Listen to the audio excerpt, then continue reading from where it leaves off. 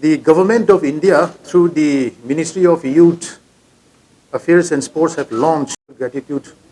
on behalf of the District Administration in Kamjong to all the media fraternity who have come over here to take this press conference. Nationwide celebration gi andak Sardar at the rate 150 haina ekhoi kaikum nazaraba mayamna khangbiriba Iron Man of India haibus amasung Chief Architect of India's National Integration haina mingwena panjarabada Sardar Vallabhbhai Patel haina magi birth anniversary 150 shubigi matangda pangthokkadori thoram sigi matang asida handak all over the country India asida unity run Bharat district level padyatra haina pangthokkadori matang asida Wai Kamjong district su sige suruk yanana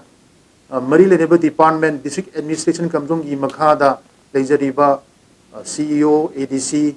JDO education department health department CMO social affairs department DPO adigi district youth and sports adigi mera yuva kendra haina mari leneba department yam ga khut samnaraga pangthokkadori sigi matang asida tang 3 November gi numit asida Kamjong district headquarter ta koi town hall ta pangthok jagani activity ga mari lenana numit sida pangthokkadori basi koi na maru waina jiki national unity run haina pangthokani atotop activity mari lenaba like quiz competition essay competition on relevant themes like Sardar Patel ki contribution unity in diversity adigi collective youth action habigi matanga mari lenaba loina pangthok jagani Sige mari lenana yoga ki activity adigi youth ki de-addiction